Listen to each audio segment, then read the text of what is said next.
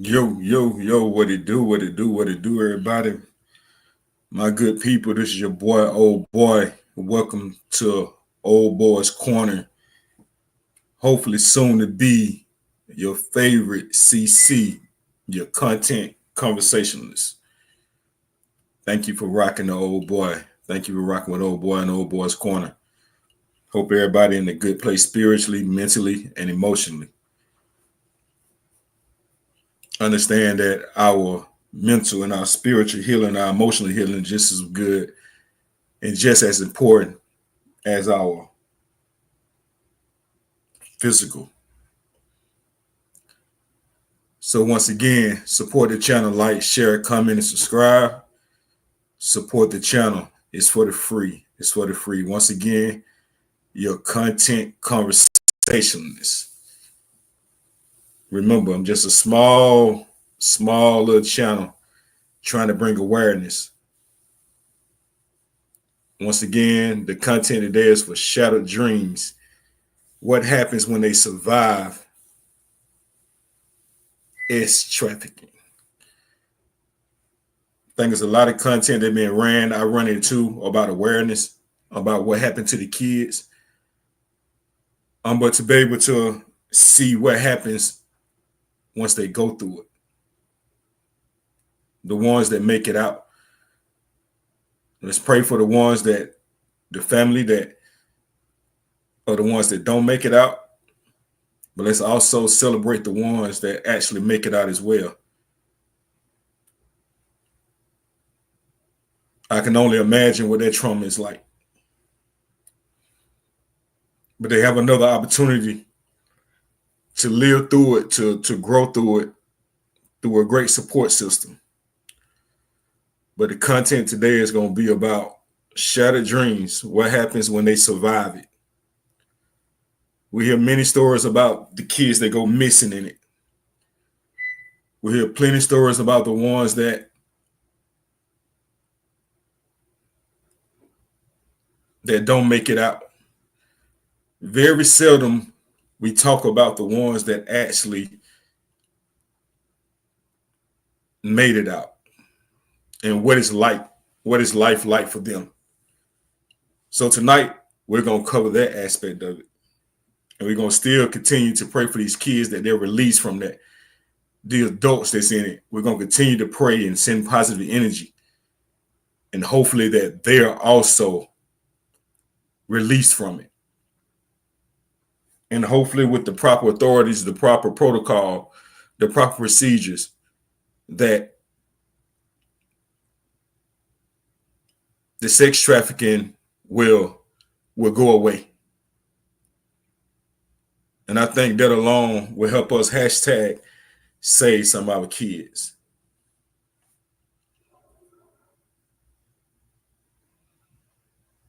I think that alone will do it. So let's get the business out the way. Content disclaimer. I do not own the rights to this content. This content is used for educational and entertainment purposes only. I repeat, I do not own the rights to this content, and fair use is now in effect. Fair use is now in effect. Let's get to it.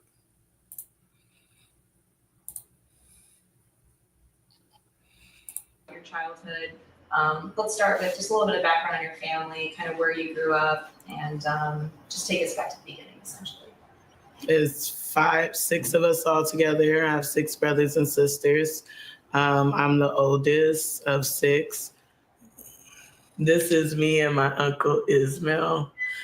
He is 15 years older than me, and he always tells me the story about how I pooped in his pants when I was a baby. And if you meet him, he'll tell you too.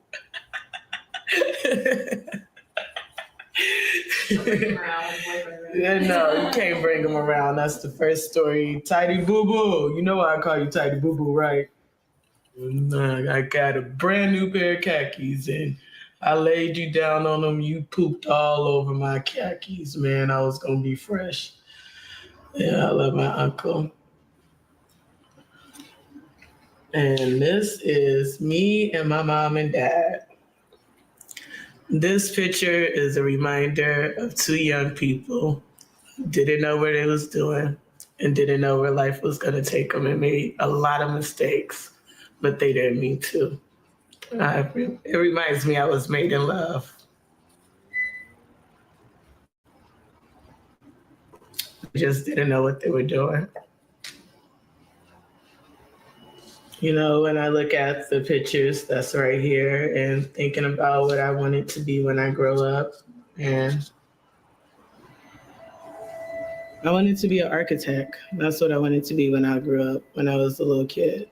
I wanted to build a big house to put my whole family in so we could have a TV family, kind of like the ones you see on the Cosby Show. And that's why I wanted to be an architect. So we could have a family where everybody gets along. I would have never thought life would have sent me on the trail that it sent me on to be sitting here talking to you right now. And I had a lot of other aspirations in life. It was right after my 14th birthday where I met my first trafficker. No one says when they're kids, I want to grow up and go all across the country and sell my body and give all my money to this guy who is going to beat me and make me feel as if I'm less than human. No girl says that when she's a kid. That's no one's dream. So we Good to started see talking you. to Good to God, and see he you. like, Thank you. God, Thank you. Thank you. did Shell you put Quez me in the on this building. earth for Shell this? Quez.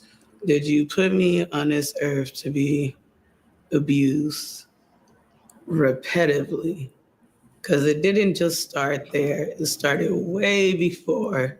And you just sitting there thinking, Once again, want to hear the pain, the to see what it's like after the aftermath of somebody actually surviving sex trafficking in America.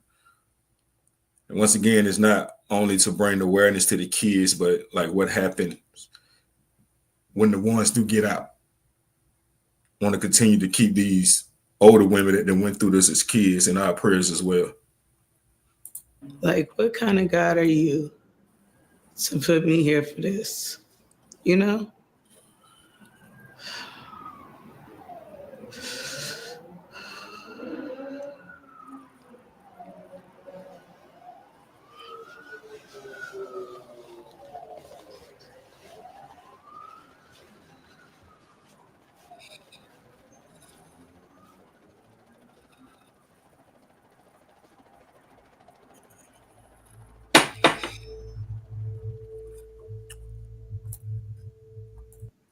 Shout out to Shattered Dreams for this Shattered Dreams for this content. Fair use is in effect. Fair use in effect. I do not own the rights to this content. This content is for educational and entertainment purposes only, and it's only to raise awareness to something that we all pray that comes to an end.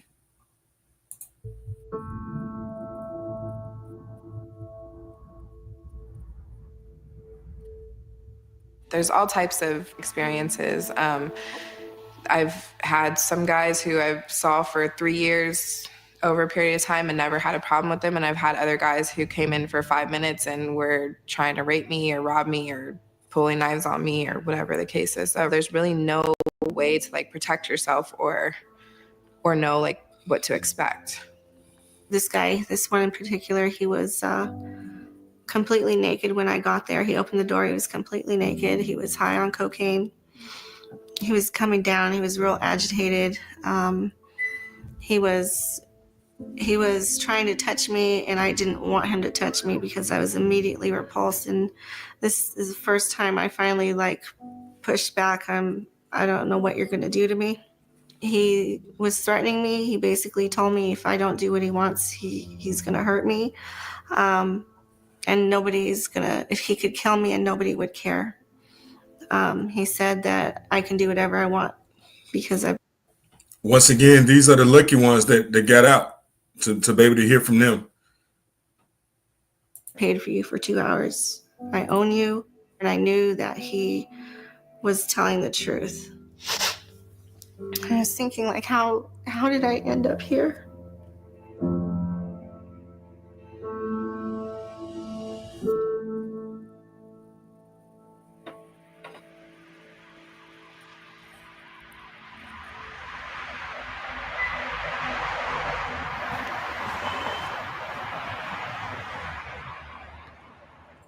Sex trafficking is modern-day slavery.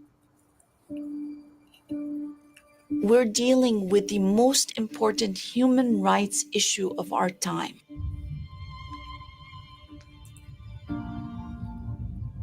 Too often people think that sex trafficking is something that happens over there with someone else's child.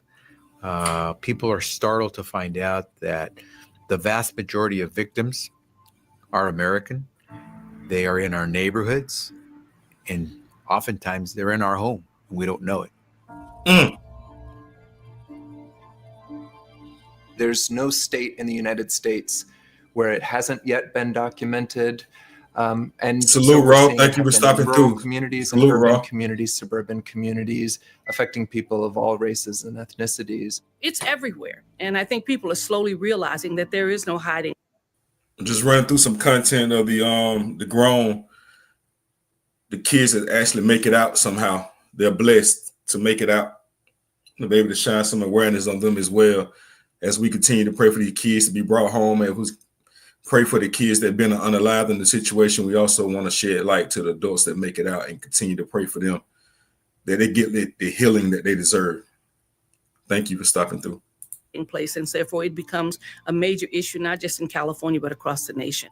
We've seen a trend, I would say, in the last 5, 6, 7 years where we've first started to hear the word trafficking. What we thought were prostitutes are actually enslaved human beings who've been tricked and being sold as objects. Just because they don't see it on the street doesn't mean it doesn't exist. It doesn't mean that, thousands of young women aren't being victimized every year through this terrible crime. We're talking about 14, 15, 16-year-old kids. They are required to go out and have extremely degrading sex acts with adults until they've reached a quota that they can bring home. And then maybe they're allowed to sleep. And then maybe they get a little food. Every time you get into a car with a stranger, every time you walk into a hotel room with someone you don't know, you could be, it can turn on you in a second. So all the people who are surviving through prostitution have stories of violence at the hands of Johns, if not at the hands of pimps. He would pull knives on us. Permanent black eyes. Sprawled out on the floor with him over top of me. Punched me in my face. Scars on my leg. Pushed us out of cars. He started to hit me. My nose was broken. It was like a fingernail foul. He started stabbing me. Just stuff you don't really think really happens, but it does.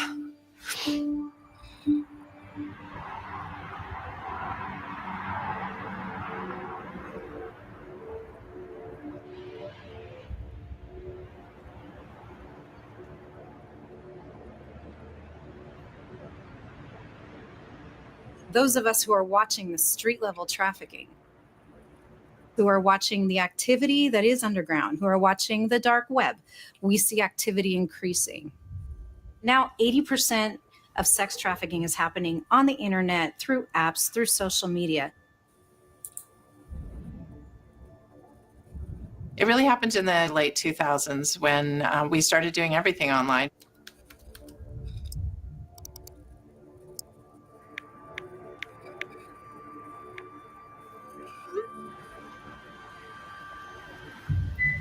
It's just made it easier for people to commodify and buy people. It took on a totally new character once people were for sale online. When a buyer had to go out of his way to drive to the track, to what was typically a seedier part of town, to buy sex, he had to take a few extra steps there, right, to be engaged in sex buying activity. But when he can log on to any site where paid sex is available, that creates a sense that sex buying is more normal than it actually is. when you start to realize just how many guys in the sex trade are looking more broadly for a very young female, it starts to become obvious why then people would try to supply Respect, underage little mama. girls Thank you. in the Thank you for sex stopping trade. through. Thank you.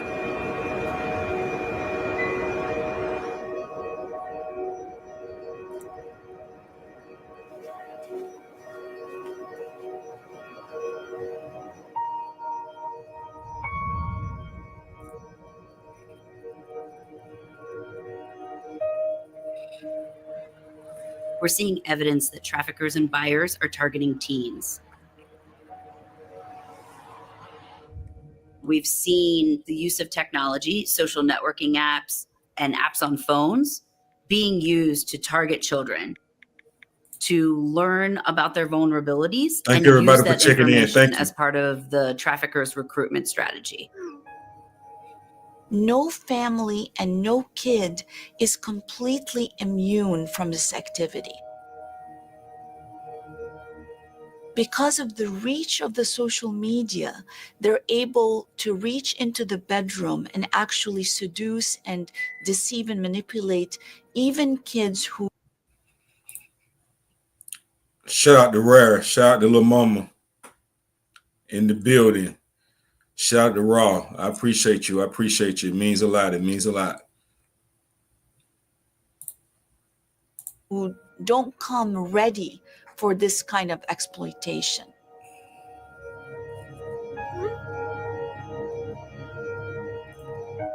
It's not uncommon for them to send a blanket message to hundreds of kids saying something as simple as, "You're very pretty and I think you could make some money." When you're asking about whether young girls are a target, they are the target. The younger the girl, the more cooperative she is, the less resistance. She isn't aware of what's going on, and she's easy to bait. The street value of girls is just like a product. So the younger the girl, the higher the price tag.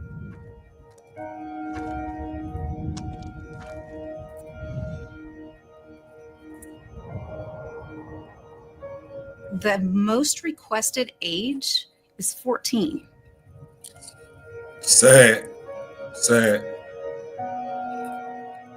Teenagers are particularly at risk for being recruited because they are thinking with the teenage brain. They're looking at finding connection, finding love, finding validation. They're trying on different personalities, different empowerments, and that's what the pimps just zone in on. You may think trafficking recruitment isn't happening in your town, but it is. You just haven't seen it or you don't know what it looks like. But this is how easy it is. It's happening everywhere. It's happening in your malls. It's happening in your schools. It's happening in your library, at your movie theater. Guys come up, they see a group of girls or they see a pretty girl. Meaning, please keep your kids tight. Get into them telephones. Get into them games. I think they got ways they can send messages through games. Like, kids are clever because they're also being influenced. And also important to be careful what they see you do, what they see you say. To some of the times that the kids are so eager because of what they've been influenced by. Let's go. You're beautiful. Hey, why don't you let me buy you something? You know what? I'm a modeling photographer. I'm a movie caster, whatever. And they get the girl to believe just enough. And then they get her to trust him. And then he buys her a bunch of stuff. And then maybe her parents think, oh, this is a great guy. This is a modeling agent. This is my daughter's future. And pretty soon he has more access and more access and more access. And pretty soon she doesn't come home. Salute, Colton. Salute. Appreciate you, brother.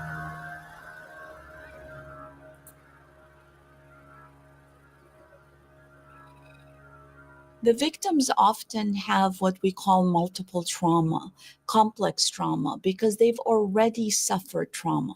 They're basically ripe for this kind of exploitation because they've already been exploited. Their life has been tough. They've been thrown out of the house. Their parents don't act like they love them. They abuse them. They've witnessed domestic violence. They've been molested as small children.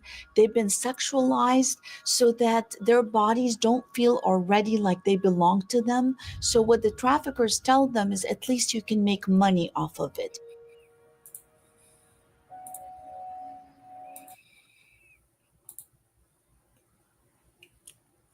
I have parental controls on everything, and my G kids don't even live with me.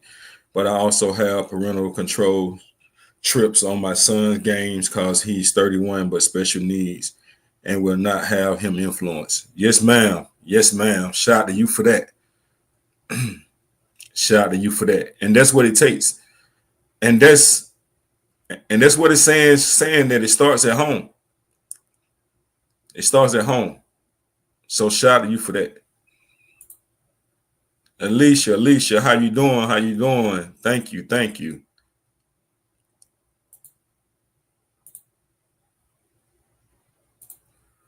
Said no trips. I don't know.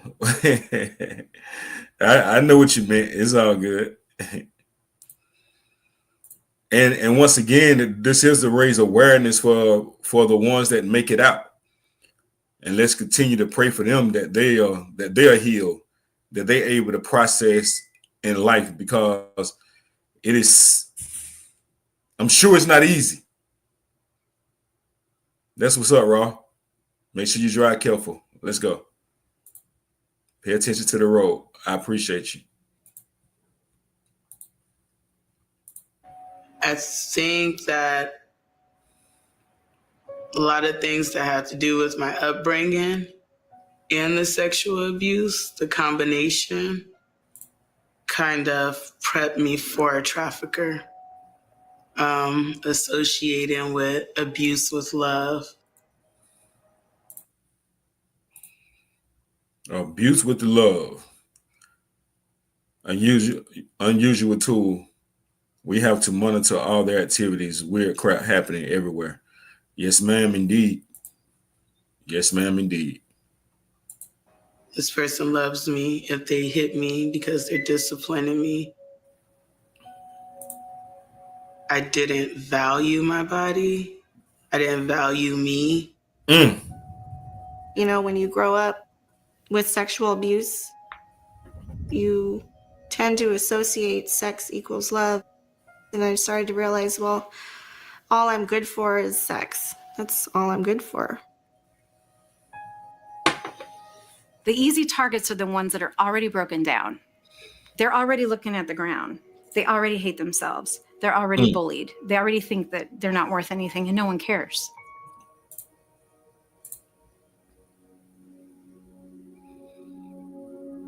They know how to lure them into this sex trade, usually just by starting off with, by paying attention to them, by being a strong role model they never had in their own lives. So when pimps approach teenagers, they don't say, so you hear that? What they didn't have in their own life. They don't know what love is because they never experienced it. So just by the fact of someone else on the outside showing attention to what's lacking at home gives these predators the upper hand. here's a great idea. Let's do a job where you give me 100% of your money, and it's physically demanding, psychologically exhausting, and sort of soul crushing in a lot of instances. Instead, they say, let's go party. It's going to be fun. You're going to have all the power. And very quickly, the narrative changes.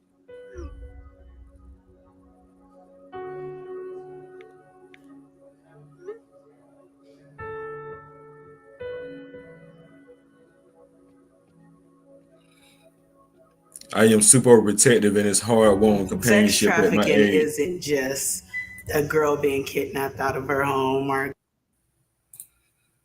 because it's hard to trust. Was married for 11 years, which ended in 2011, and since then, I struggle with relationships. I can only imagine. a girl being snatched away. Sex trafficking is as easy as Bobby from the barber shop pulling up on your daughter. Oh, your mom made you mad. Your dad made you mad. Oh, don't worry about nothing. Bobby's going to take care of you. Let's go shopping. Let me help you pick out some clothes. Let me do your makeup. You never had that done. Let me give you everything that you've never had done. And I'm going to kiss on you a little bit, tell you how much I love you. And this is what you got to do for me. And we're going to go all across the world and do it. And I'm going to make all your dreams come true the way your family didn't do it.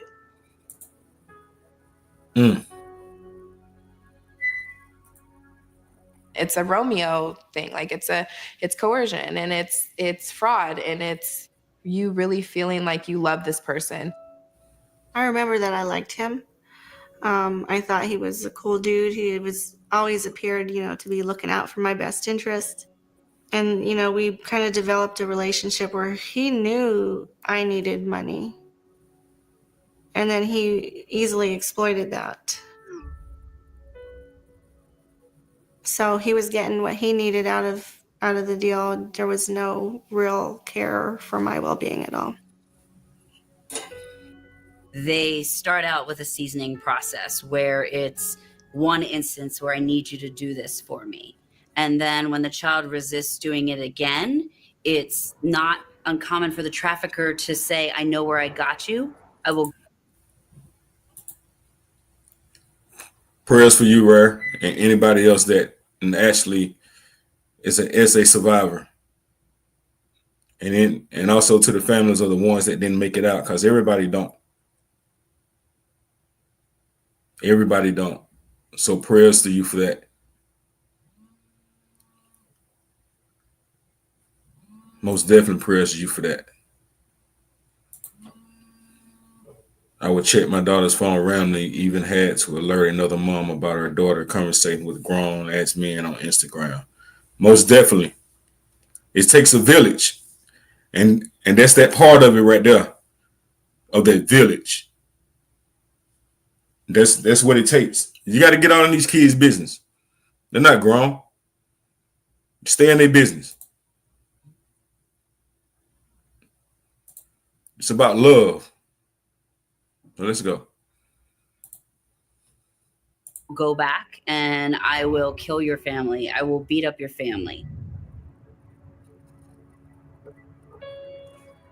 In other instances, they've taken images of child pornography of that victim, and they say, if you run away from me, I'm going to send these to your family, to the other people in your school, to your community, so that they think negatively of you.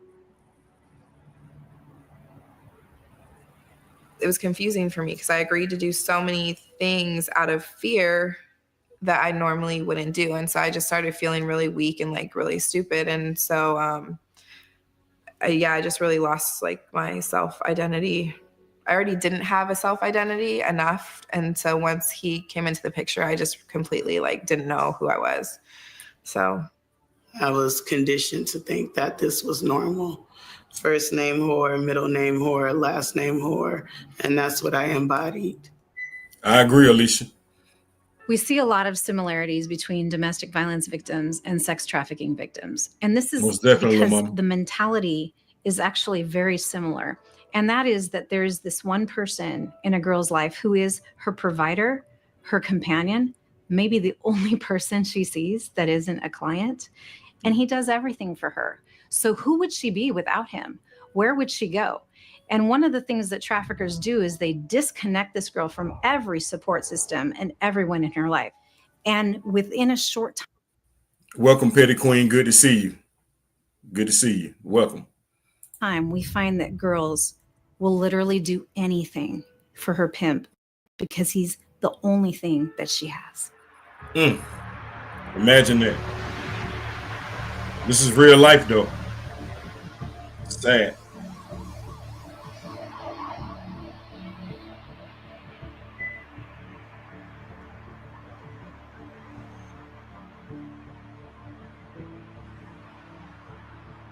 There are hotbeds of sex trafficking in the United States. Southern California is definitely one of them. What we're finding is that Locally, a lot of the trafficking cells are in Los Angeles and in San Diego. And these are where we have concentrations of pimps, enforcers, where girls are actually living. Trafficking is going to be most prevalent where there's money, right? They need buyers.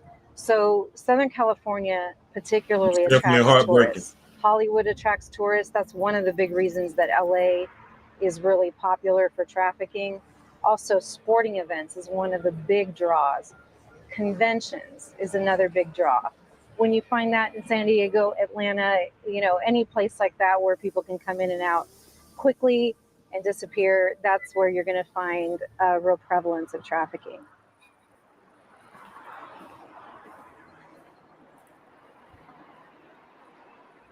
In San Diego County, sex trafficking is the second largest criminal industry. So that means this. Alicia, I totally agree.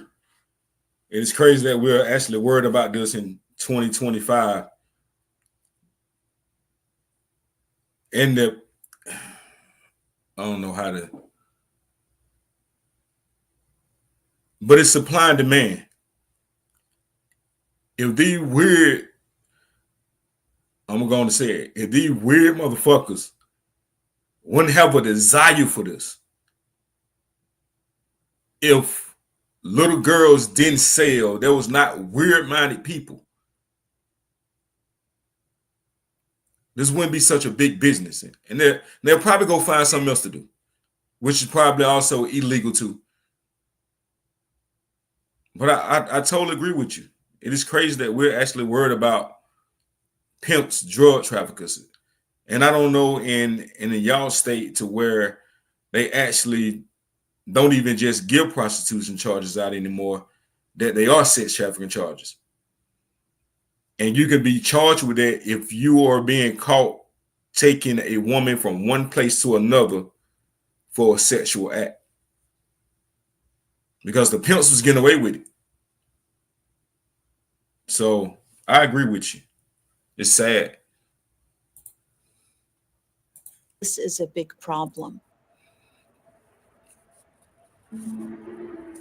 We understand from our undercover work that the buyers here pay more for victims, and so that makes it a hub for that sort of activity for prostitution. The traffickers are mostly gang members, so that makes it even more complex. It's hard enough to get a victim to come forward in domestic violence because of the attachment to the abuser. But when you add the intimidation that comes with having the abuser be part of a gang, so it's not just the abuser, the trafficker, but his whole gang set that's going to come after the victim, it provides just more challenges.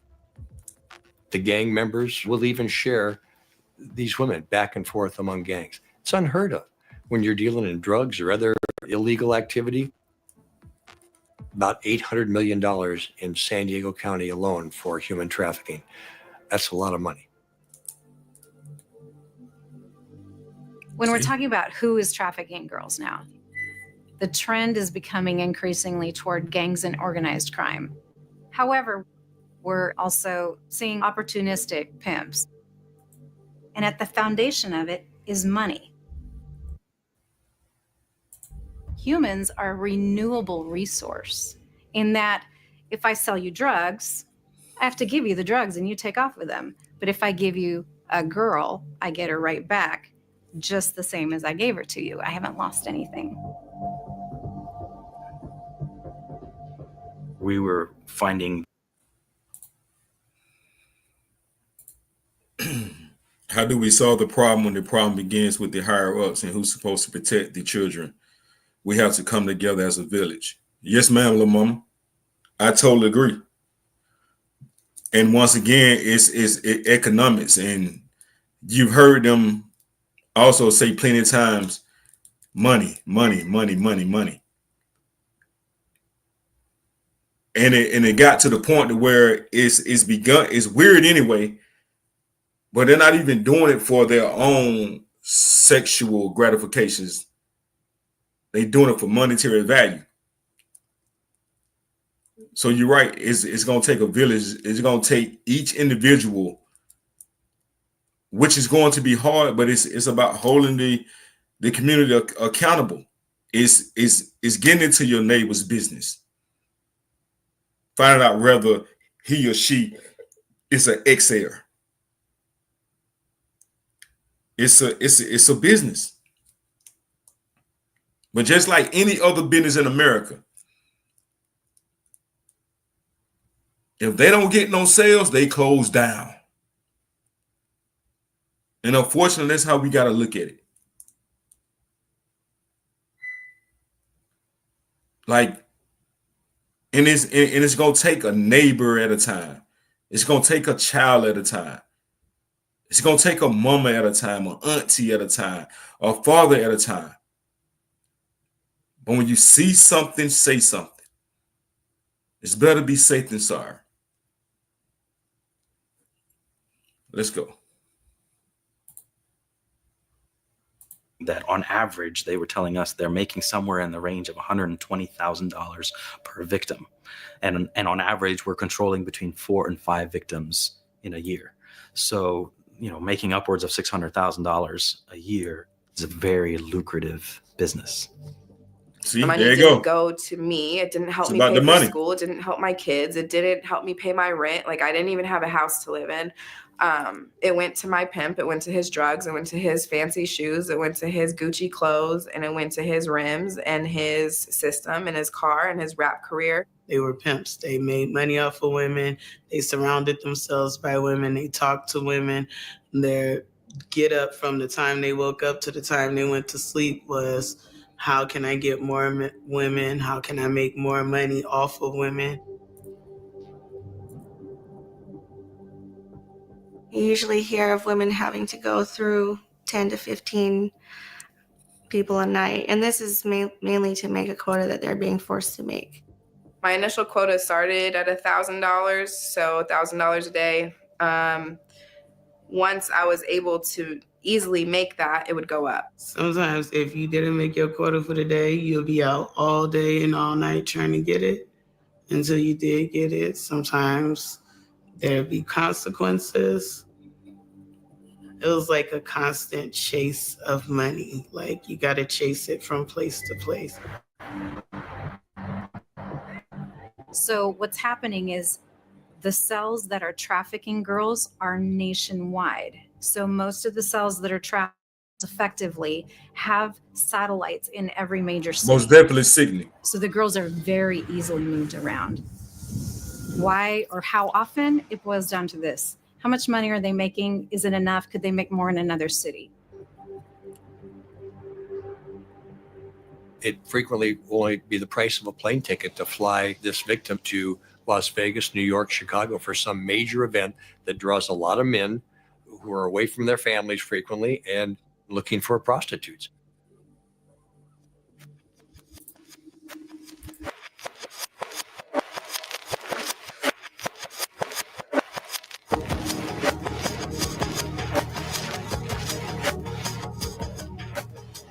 From the time that boys grow up as kids, they're almost groomed to do this.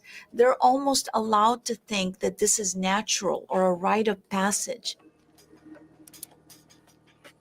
that this is an okay thing to do and that it's harmless. Did y'all catch that? I don't know the ones that's watching. Inside a wedding ring on the table.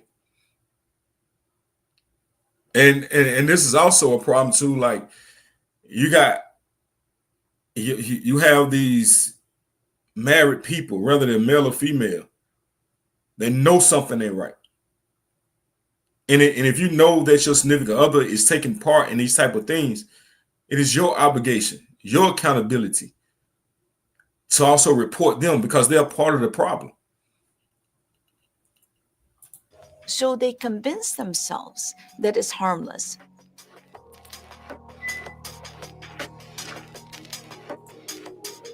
Salute, tribute, They try. want this. They're Salute. promiscuous. They like having a lot of sex in a day. They basically leave reality in order to make themselves feel better about what they're doing. What we call that is the normalization construct. And when guys subscribe to that belief system, that the women and girls enjoy it, and that it's just totally normal for guys to do it, that belief system is the single strongest predictor of their likelihood of buying sex now and in the future. It's sometimes referred to as the Pretty Woman effect. That movie appeared to show that she was a willing participant. And you just heard the Pretty Woman effect. And it's so sad to say that there's so many. I think all people are beautiful. It doesn't matter. Some are just, it's just like anything else. There's levels to it. However, you could be so beautiful on the outside, but so rotten and spoiled in the inside because of your upbringing, because of the lack of love that you've been shown. And once again, I'll continue to say that what makes it easier for these predators. That she was happy with her decision. This is not Pretty Woman. Hey, Shay. Thank you for coming through, Shay. Shay, too.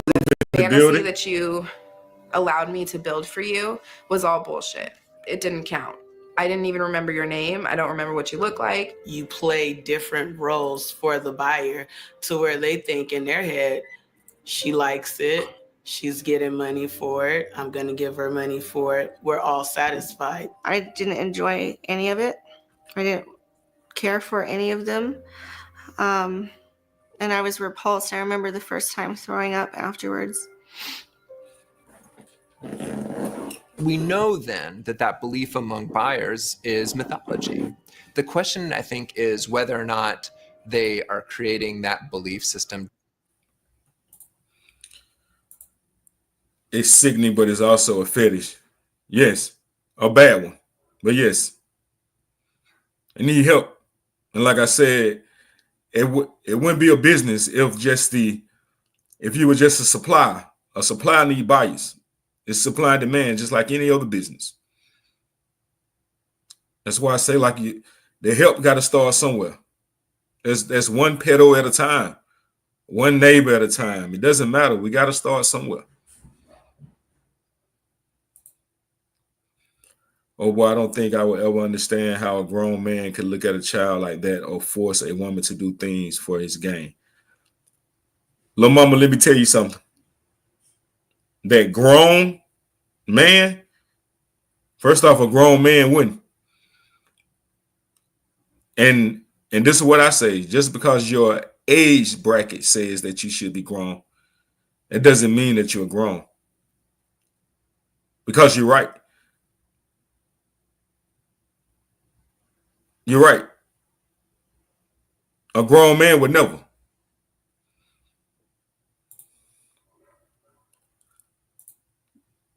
Thank you for dropping Shay link. But drop anybody else link there. Ashley, content creator as well. Thank you.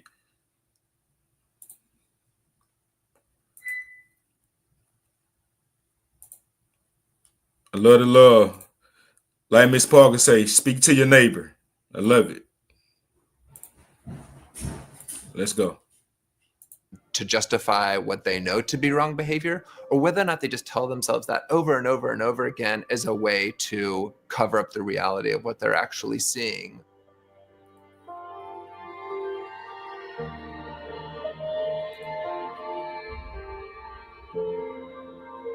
It's about 5 to 6% of US men who are currently involved in paying for sex. It sounds like a small percentage, but when you really do the math, you realize we're talking about hundreds of thousands, if not millions of men who each year whose spending and whose paid sex activity causes the problem of sex trafficking to perpetuate.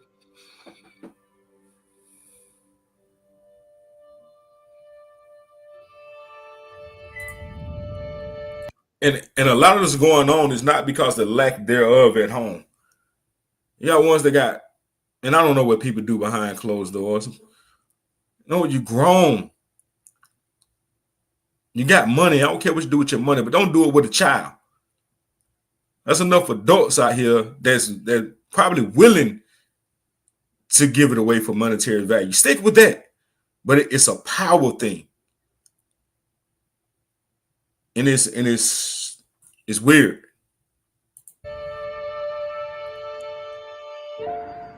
Well, when you talk to buyers, they know it's illegal. They know what they're doing might get them in trouble. They haven't really thought beyond that. And when you say, well, if you thought about the kid that you had sex with or the person that you're intimate with, they've given it no more thought than the waiter who brings their food or the valet who parks their car. So if you're that guy that goes for a consensual commercial sexual act with another woman, and it is, our research is true, then it's like a coin flip. You don't know. You don't know if that person is consensual or not. You're going to take that risk exploiting somebody else's daughter when you, in your fantasy, think it's a consensual act. It's most likely not.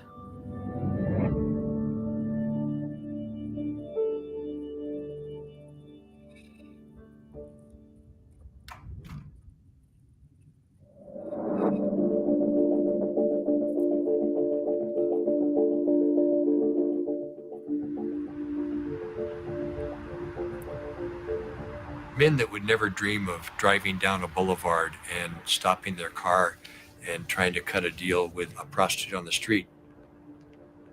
Now in the security and the anonymity of their office, maybe, on their computer or on their phone, will make a date. There is no typical John, if you want to call it that. I call my talks the guy next door because it was every profession, it was every income level, it was whoever on the way home from work thought, I could go through drive-thru and get a milkshake, or I could stop over on that street and get a blowjob. Almost every girl that I've represented has told me that they had customers who were law enforcement officials, who were school teachers, who were city officials, judges, attorneys, and even politicians. Well, they definitely are all walks of life. I mean, I've seen guys that were 18 and brand new to the military, and I've seen guys that are 80 and married for 30 years and successful businessmen. Married. Most of them married.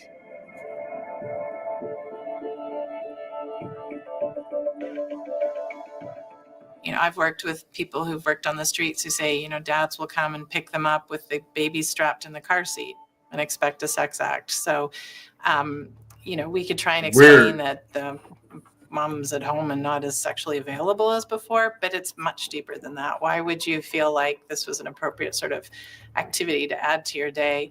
You know, I'm going to go back to work relaxed and it's all going to be wonderful.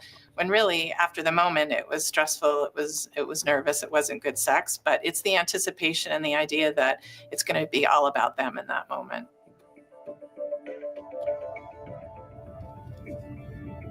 For many of these guys, they're not having a good experience either, which makes it all the more sad that they're continuing to engage in it because of the harm that it causes others. It becomes easy to see how strip clubs, legal brothels, and how much of the pornography industry fits into that same category of commercial sexual exploitation. What's the same across all of those forms of exploitation is the inherent devaluation of women. And that objectification of women and girls feeds into this idea that somehow they can be treated as a commodity that can be bought and sold, and that therefore a guy who wants to buy sex, it's not a big leap to begin to do that if he's engaged in some of these other activities that are associated with exploitation.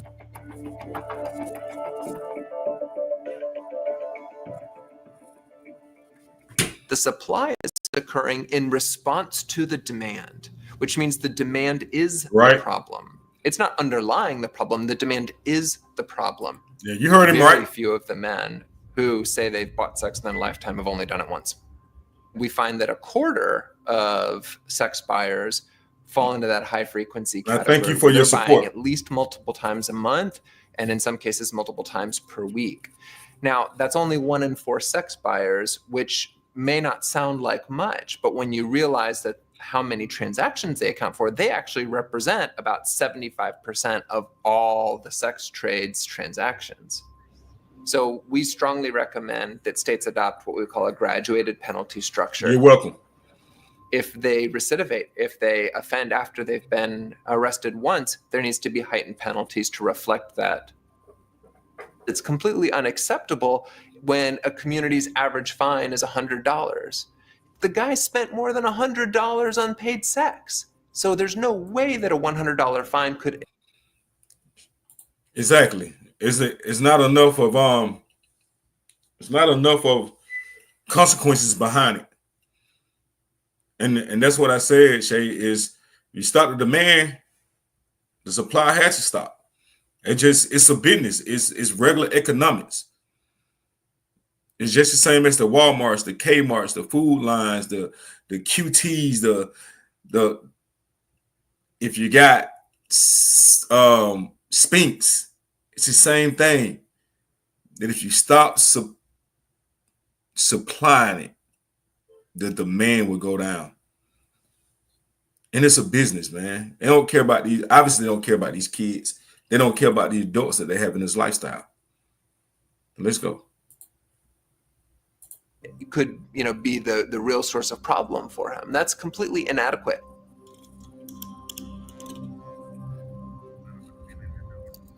They pay less as a John than I do. I pay $1,000 because I was prostituting, and they pay $182.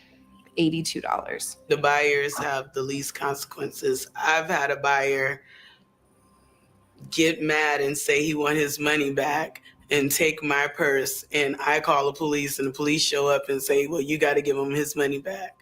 As long as there's no enforcement for the buyers, there's no negative consequence. There's no pressure for them. I just said that. What we do have is the stigmatization of people who sell sex without that accompanying sort of shaming of people who buy it. Historically, the response had been to arrest women and girls involved in prostitution because they were the eyesore, because they were the ones that neighbors were complaining about, because they were the ones that were problematic. That, again, it speaks to the stigma involved for women and girls in the trade. I did go to jail a lot, a whole lot.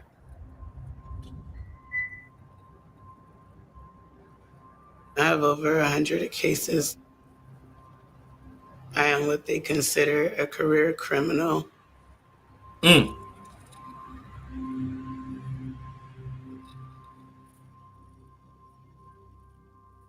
So now I'm documented as a prostitute, and so every time they even run my name, they're automatically looking at this, and it just became easier and easier for them to have a reason to throw me in jail. There was nobody offering services, nobody asking, are you all right? It was definitely criminal mentality. But I am thankful that nowadays it's shifted a little bit to services offered versus just throwing people in jail and not understanding where they're coming from. Okay. So that's coming from somebody that actually was in that life. And I guess it also will, what state she's in. We don't know that. But obviously they know it's a problem. Like I said, even in South Carolina, they changing the laws. It's no longer what they consider just pimping or soliciting sex. They actually will hit you with their sex trafficking charge.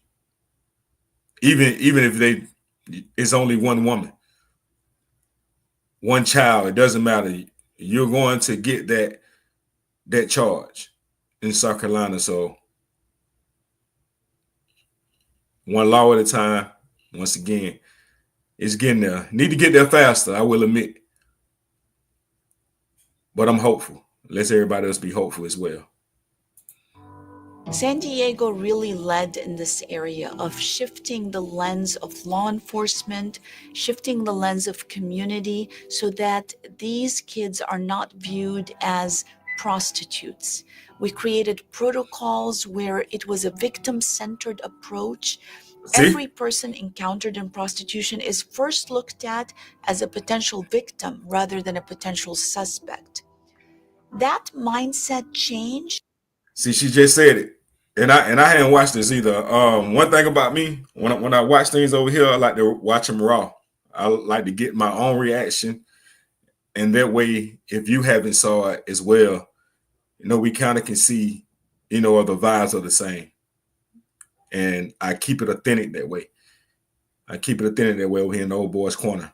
I haven't watched this either, and she's saying the same thing. That is, in South Carolina, they're not treated as a prostitute anymore. They're treated as a victim. But let's go. And then we changed the laws to match our mindset. There have been a lot of awareness efforts that are pushing to change the concept of these girls from being criminals to actually being victims. I agree, little mama. So over the last couple of years, primarily, more than half the states in the country have adopted safe harbor laws, which are these laws that say they're victims, they aren't criminals. You can't charge them with something they were forced to do. But we have a long road ahead of us as far as trickling down to everyone, because the girls on the street are still being treated badly in many areas.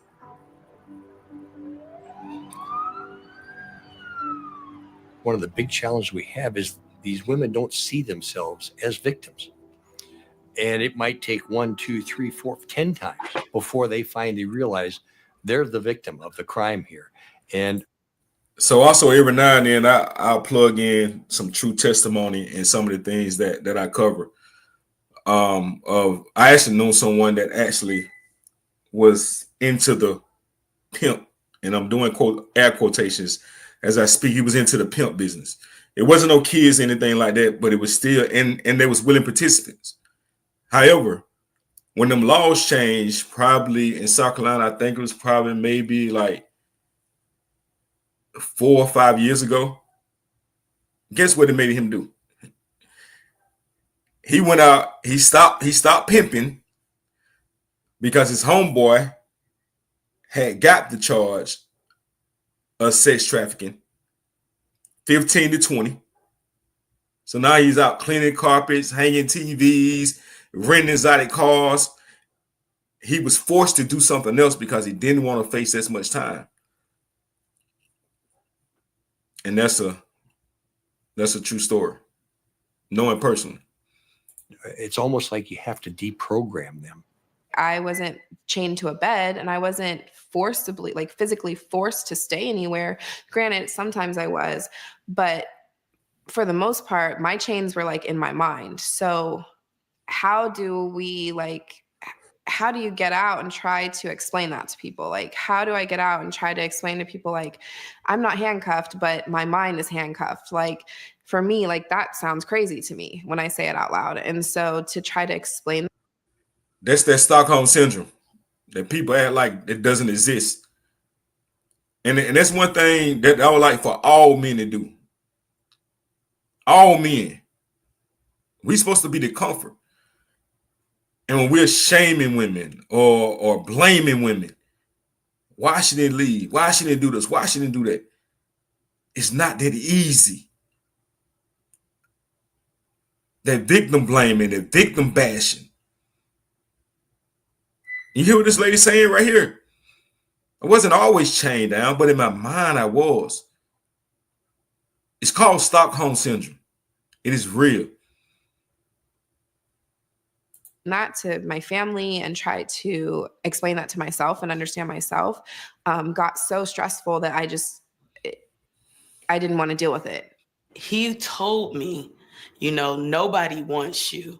Nobody cares about you. Nobody loves you. Look what I do for you. I take care of you. I make sure you eat. I check on you. I bail you out of jail.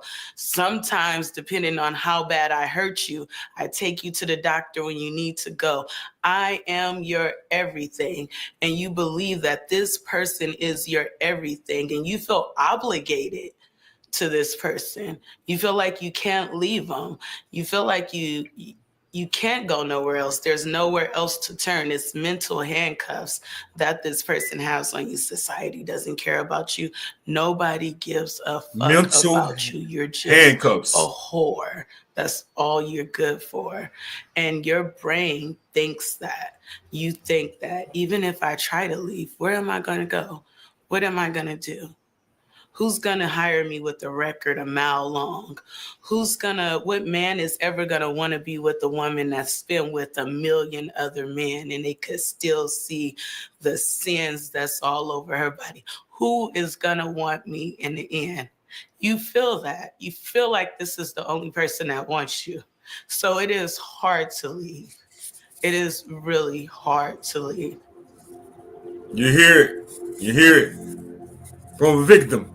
You hear it. It's hard to leave. It's so easy to use our preconceived notions about what it means to be a person involved in prostitution and to just ignore the problem that way. But when we start to peel past those layers of stigma and recognize those people Most definitely prayers. as people, and then we start to understand what difficulties they're facing, what types of trauma they're experiencing. We need him.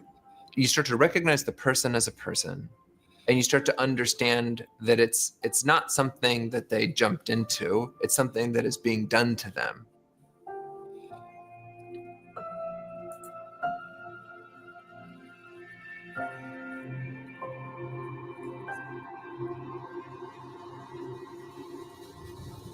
They often say, prostitution is the oldest profession.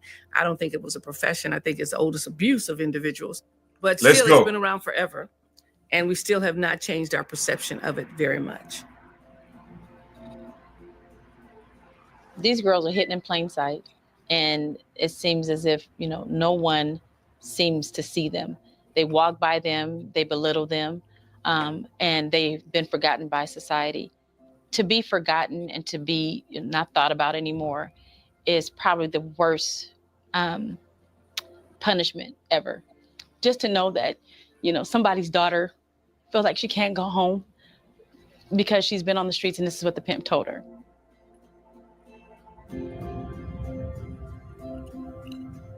There's still girls out there that's roaming around looking for a family, trying to gain acceptance. And this is where they see acceptance. This is where they seek refuge because the rest of society has forgotten about them. I think what people from the outside look in to see like this black and white issue of, well, you're being treated bad, so you should go. There's a lot more to it. There's financial struggles, there's legal struggles, there's gap in job history, there's lack of education, there's people that have been abused previously, there's people that have kids that are single moms that don't know how to survive without using their body. There's all of these factors that go into this that really impacts somebody trying to exit and move forward. Most definitely can hear the hurt. The truth is that you can tell a girl all day long, you're better than this, you need to get out of the life. But unless you're willing to provide for all the needs that her pimp is providing for her, there's no chance that she can really do it. She needs a place to stay. She needs food. She needs a source of income. She needs mental health. She needs medical care. She needs all these things. And if you're not ready to give it to her and have access to those resources, you can forget the fact that she's going to go with you. We have to understand how difficult this change is and that it's not immediate and that they're going to backslide in terms of not being able to comply with all of these straight, normal rules.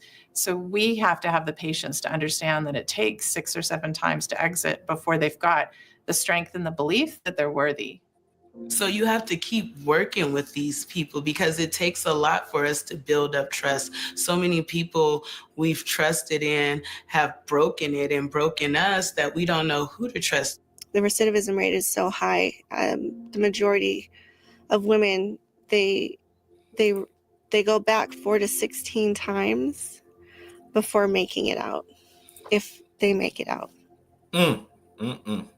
We see the highest rate of suicide is not our returning military, it's our sex trafficking victims.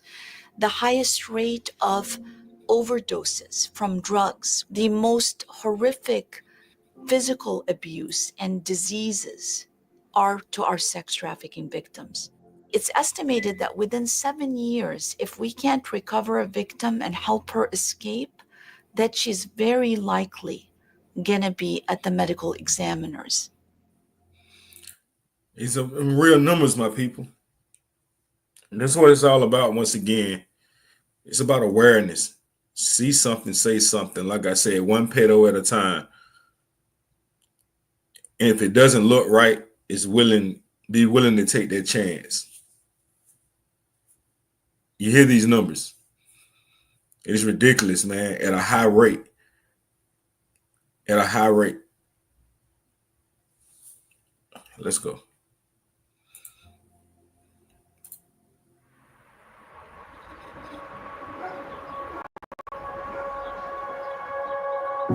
Sex trafficking is not something that can be solved alone by nonprofits, law enforcement, prosecutors, service providers. We all have to play a role in continuing to highlight this issue, the gaps that still exist, and what we can do to make improvements. Everybody wants to raise awareness, and we're raising all this awareness, and so now everybody's aware of the problem, but then what? Like, then we don't have anywhere for anyone to go. Our human trafficking reports are going up, but our shelters aren't going up. Everyone's calling the hotline to say, like, hey, that girl I just saw may be trafficked, but then what? There's nowhere for her to go. I agree. It's overwhelming and alarming. Silver bullet, one simple answer. It's the community coming together with prosecutors, law enforcement, community-based organizations to provide those wraparound services that'll make that victim safe and hopefully get her back to a normal life. Education is very important and deterrence is important. When we deal with prevention in the schools, it can't be just about girls protecting themselves from harm. It's about boys not being part of that harm and also protecting themselves. So the prevention has to include boys, girls, men, and women. Where I think the biggest stride and success is going to be is to start bringing people into the round table and sitting down with them. Survivors of exploitation, survivors of the pimp life, people that have pimped and been on that side, people that have been buyers, implementing all the dynamics and coming together and respecting them for more than their labels. And you can create a program and you can create collaborations that actually work. To the extent that we're unwilling to talk about the issue, we allow it to fester. It's something that people don't want to pretend has affected their families or affects their communities. But until we have those conversations, it's hard to imagine anything getting solved. There's so much we don't know about sexual behavior in the US because we're not talking about it early enough and we're not talking about healthy sexuality. So we can't get to the unhealthy or potentially criminal or potentially harmful sexuality if we're not even starting with the basics. I mean, it's a cliche that prevention is far less expensive on a community than the cure. In this case, it's magnified 1,000 times. I do think there's a lot of momentum, a lot of progress being made. But moving to a fully mature institutional attack on trafficking, we're still a few years out from that. I believe that as just concerned citizens, that we should take a look at how can we get involved in this fight. If we do not do something today, we're going to see human sex trafficking take our nation by storm more than it already is.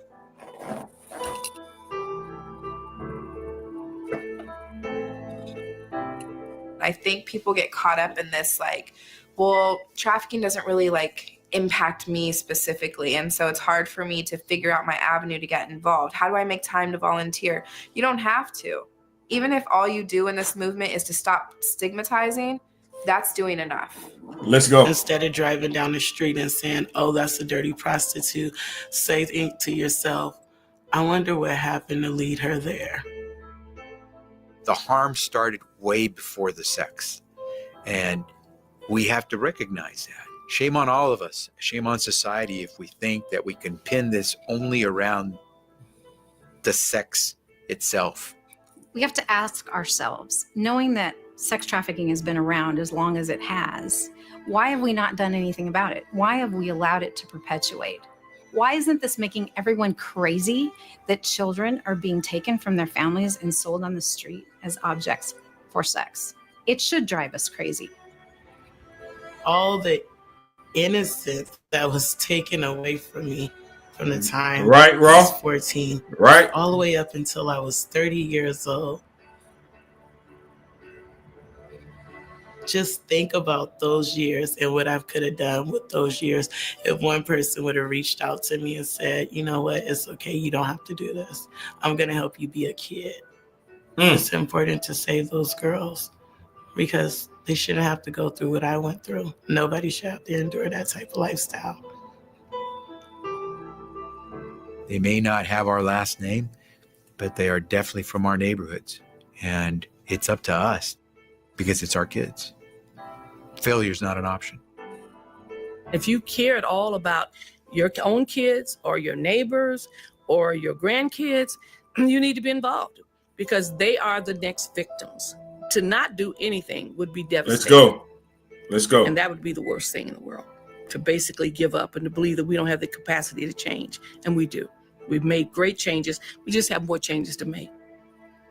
We will keep fighting this. We will bring every resource we have, and we will keep working to make sure that we recover the victims and we hold the traffickers accountable and that we hold the buyers accountable, because this is what will define us as a civilization. We cannot have this form of slavery continue.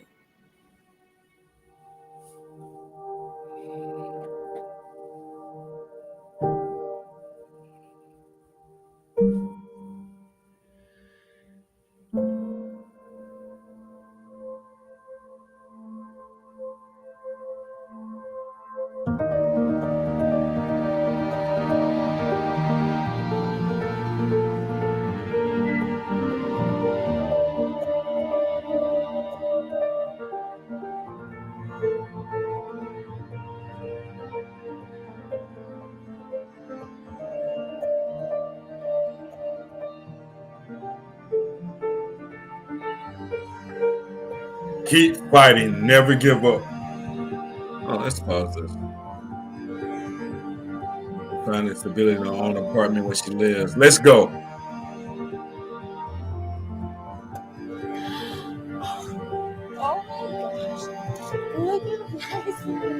I don't want to cry. Let's go. That's what I'm talking about. More happy endings. Let's pray for more happy endings. Never give up. Keep fighting. Yes, ma'am, little mama.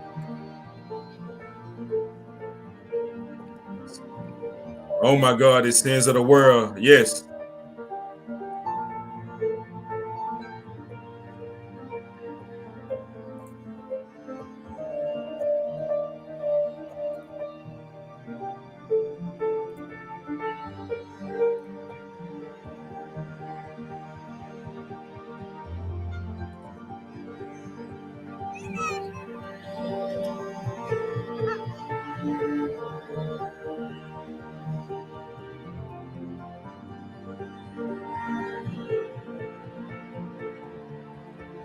Mm, mm, mm. 17 years of that BS.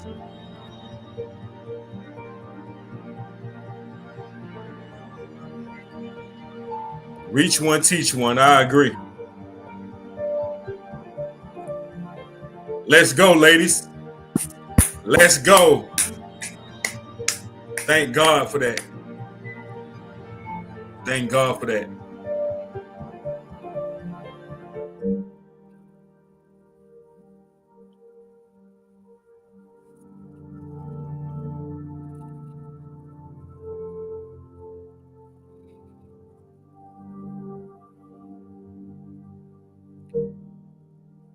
Reach one, teach one.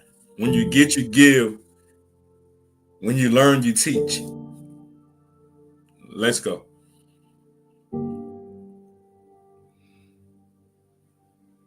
Most definitely.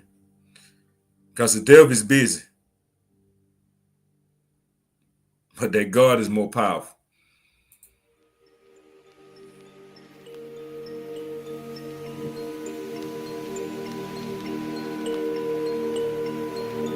Shatter dreams, shatter dreams for this content. Sex trafficking in America. Human trafficking.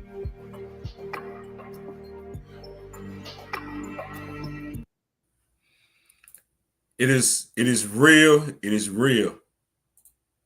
This is not a joke. Neither should it be taken as one. It is not a joke. And once again, you know, I've covered a few stories like this as what it was like in adulthood and coming out of the survivors. And we know that many of them don't make it out. And as we pray for them, for their soul, the comfort of their family, let's also remember to pray for the ones that actually made it out. Because that as well is a process. And I know some of them is like, they probably rather the rehabilitation that it takes, the trauma that they've endured, the PTSD that they've endured.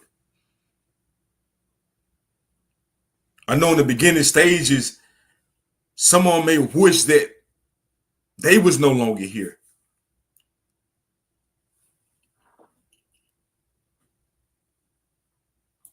Because of how they're treated.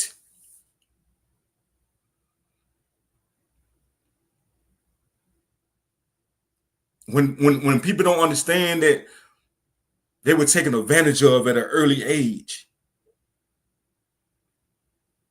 or even when you're not loved enough at an early age, so even in your adulthood,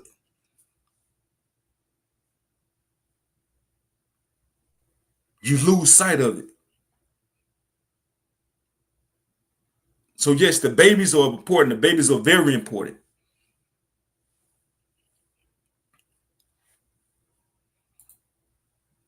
There's also another side of it.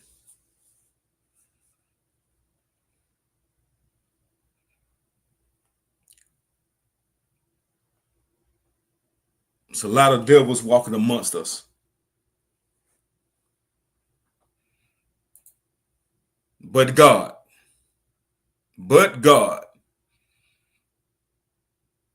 And this ain't what this is about, but God is always important, and God is always going to be the forefront of anything and everything. And once again, I want to thank everybody for coming out, and it's about awareness. Thank you for rocking with Old Boy and Old Boy's Corner. You know, I think in life, you know, in order for you to attack your whole life, everything around you, choose a corner. That's what Old Boy's Corner is about. It's choosing a corner in your life and begin to work on each corner at a time.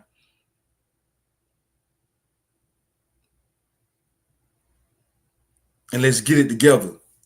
That's what Old Boy's Corner is about, bringing awareness. CC, content conversationalists. Let's talk. Let's dialect. Let's be grown.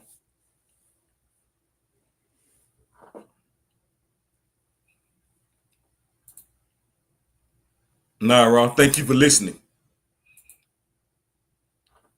Israel, we need to see. This is a reminder that even the world, yes. La Mama, yes, but God. Maybe someone else will see this and find. And that's what I'm here for. That's what I'm here for. It's about awareness. There's a lot of people see things and don't know what they're seeing. So we continue to bring this awareness.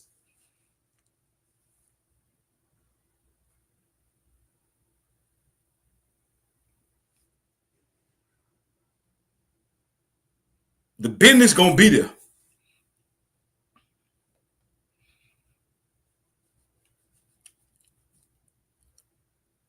Let's cut the demand off. It won't be no need for the supply.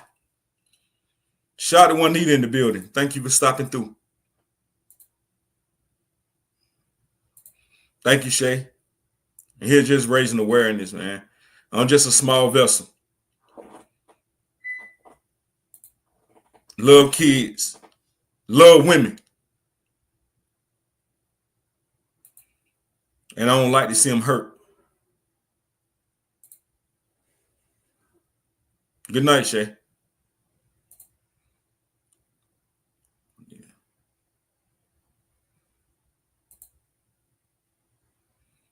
You know, we're the time now to where we just have to do better as individuals, man. And I know it's not going to be easy. But what can be done to stop these kids from becoming these grown adults?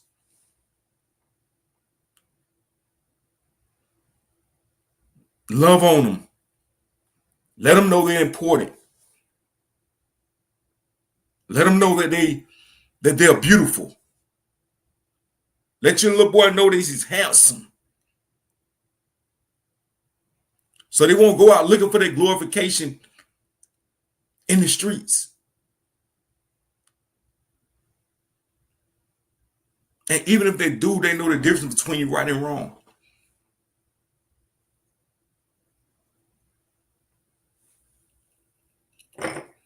I like that, Alicia. Let them be children. Let them be children. Don't try to make them grow up fast because you are protecting them to want them to make them type of decisions, because that's what you are as the parent. That's just you supposed to be as the guardian. They're kids. They don't supposed to think for themselves. That's why they're kids. They're sponges.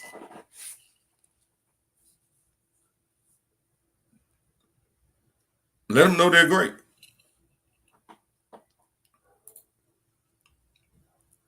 Most definitely, Shay. Every day, let them know they're great. It'll go a long way.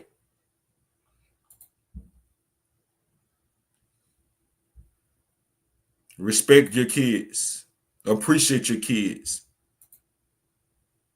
Yes, we have to take back our community and watch over our future generations and help them to be great. Yes. And once again, this is what this platform about, like many others. You know, I owe it so much to Miss Parker, sis. You know, very powerful woman, very powerful platform. And I appreciate her so much. So, I didn't even see you. You see that? Look at God. Didn't even see you. Look at God. You got to run this one back, sis. It is shattered dreams. What happens when they survive for sex trafficking, human trafficking? To hear their story. It's not just the kids, man. The kids we hear of are the ones that either didn't make it out or we can't find them.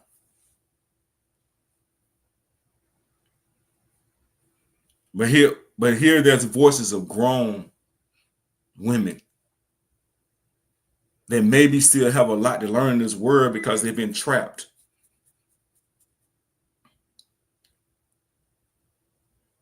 Once again, it's easy for us to say that's not there. Why didn't you just leave? Why did you just don't leave? Stockholm syndrome. It is a real thing. But the moral to the story, man, is continue to love on our kids, man. It's continue to let them know they're important. And if you know an adult that didn't live through the same thing, encourage that adult. Encourage that mother. Encourage her. Encourage your grown sister. Encourage your grown brother that their presence and their anointing is just as important.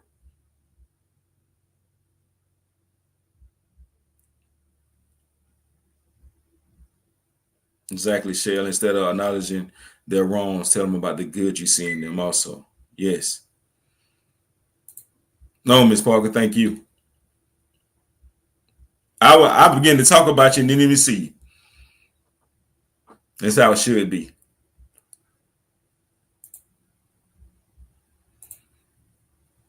And with that being said, you know, it's been a great live. I'm gonna get up out of here. I'm not gonna hold you captive. No, Miss Parker going live later. I'm not sure if Shank is already live, or has been live. I just had to get this one in. I ain't been live all day, so I had to get it in. But honestly, like, we just got to do better. You cut the demand off, the supply has to stop. So there's one petal at a time, and it'll make a difference. And I want to thank everybody, and the love is real. And to me, you know, I trust everybody to come over here because there's no BS over here. And I want y'all to grow with me. Hold on for a minute. I'll be right back. Hold on for a minute.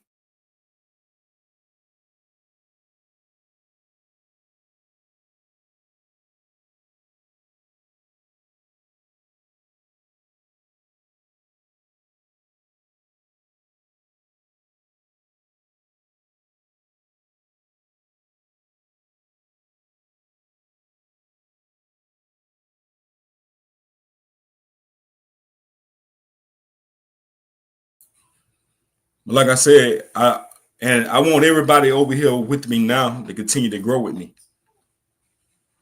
I want you to be protected, feel protected. It's an unbiased platform.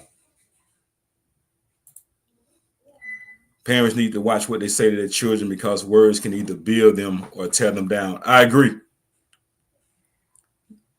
Them are big facts. Like Sis just said, big facts.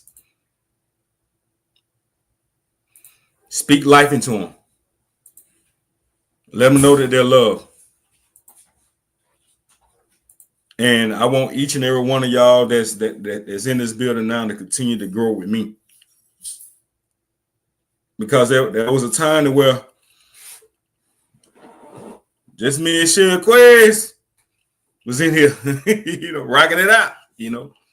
A few other people, you know, Brother DJ Q, Tennessee Talk, Sis, used to be in here, you know, but there was a lot of times where I was just in here by myself, just talking to myself. But I never gave up, never will I give up. Because something's going to be heard, something's going to be done.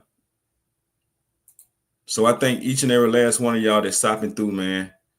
It's the big CC, the big content conversationalist. The old boy's corner. Power lays within the tongue. That is right. Protect these kids, man.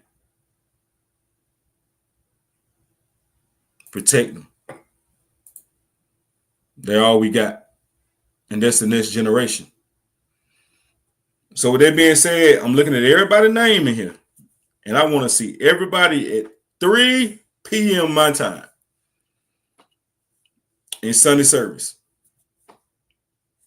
I call it the power hour of gospel and worship. So we can get our week started. We can be positive. We can push forward.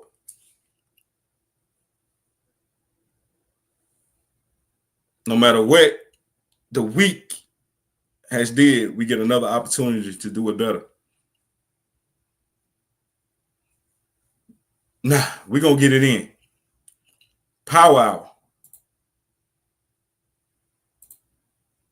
Let's praise him because at the end of the day, I know we say the devil is busy, but a lot of times you have to realize that we're giving the devil too much credit. Have you ever thought about that it's not the devil, that maybe it's God testing your faith because you're about to get ready to meet that breakthrough?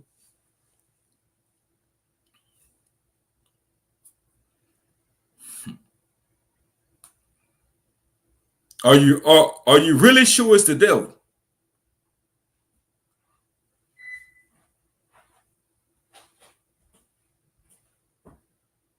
You get a flat tire. Oh, the devil busy. No, you got a flat tire because your tire's been bald headed for the last 8 months. You're lucky your tire didn't been go flat. That's not the devil. That's personal responsibility.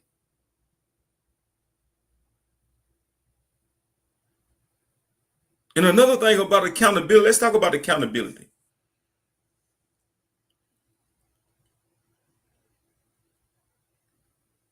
How many people sit back and look and worship because a fish is swimming? You know what I'm saying? Who says it? Who give credit for a fish for swimming? Supposed to swim, doesn't it? A parent's supposed to take care of their child, don't they? Oh, a person that's grown is supposed to have their own place, don't you? You're supposed to have your own car, don't you?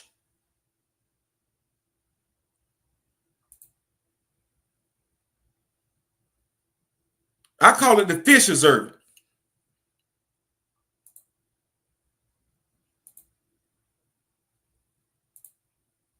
Since when? Since when have anybody looked at a fish and praised it for knowing how to swim?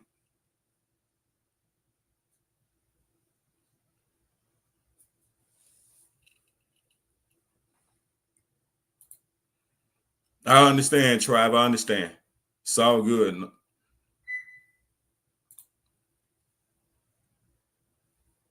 That's it. We all have our own struggles. No one is perfect. What's up, Kiss in the building? We all have our own purpose. We have to find it, we have to serve it. And no matter what you're doing, don't play about you and don't play about yours.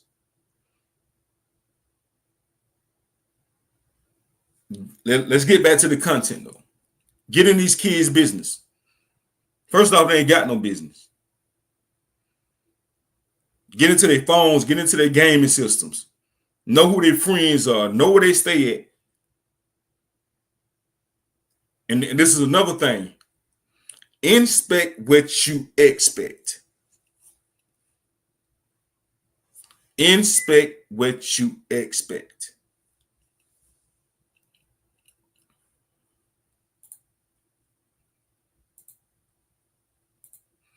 So remember, Sunday tomorrow, 3 p.m., we'll be here with Gospel Power Hour.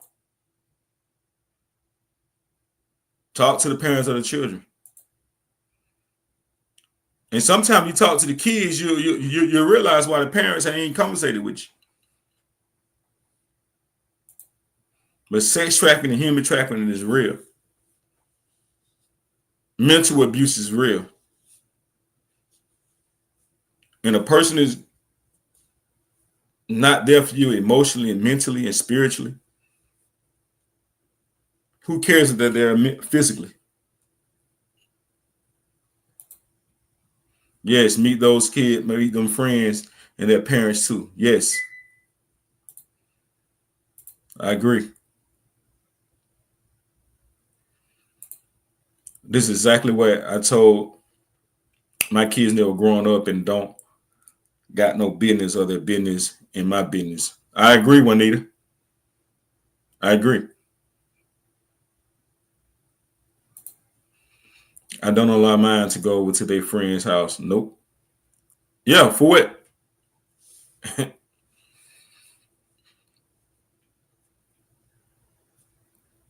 So once again, it's about bringing awareness. I thank everybody coming through, rocking with Old Boy and Old Boy's Corner. I really do. It really means a lot. Like I said, I'm gonna continue to go. I know I don't go live regularly.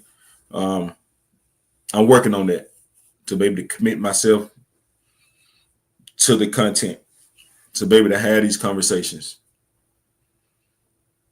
That's what I'm here for. That's what I'm doing. God has laid upon my heart. As you see, I'm very passionate just about life itself. Very protected. just over a period, over a woman's feelings, over a child's feelings. We have to do better as a people, and we have to, once again, you see something, say something. No telling how them parents or what they do. And yeah, I agree.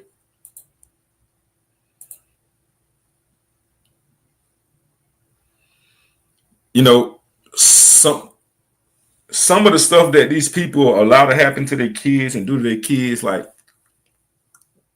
my dogs won't even do to their own puppies, and it's sad.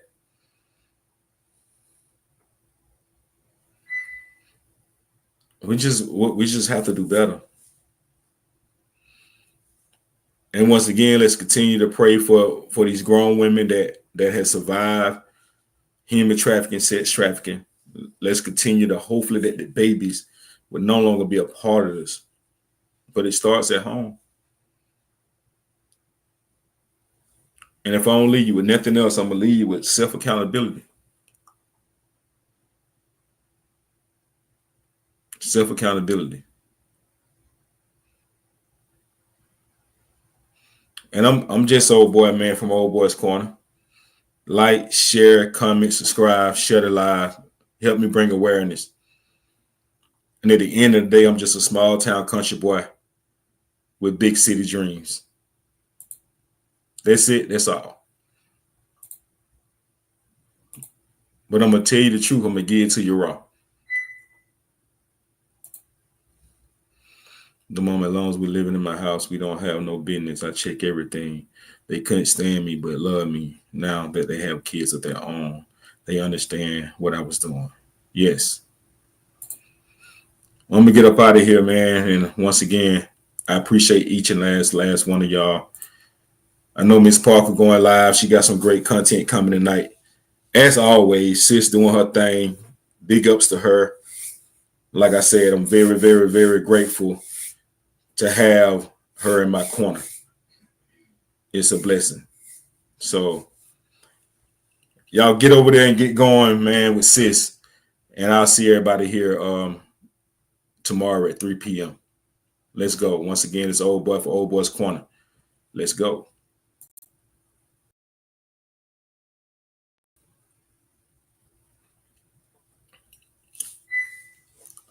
Everybody be blessed. Stay safe. Protect your mental as well as your spiritual. It's just as important as your physical. Thank everybody for coming through.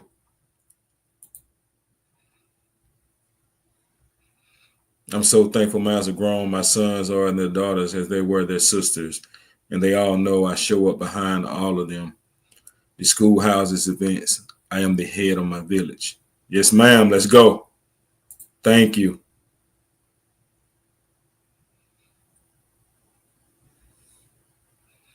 Great live. Thank you, little mama. Miss Parker, big by brick, sis. I appreciate you. Most definitely, Raw.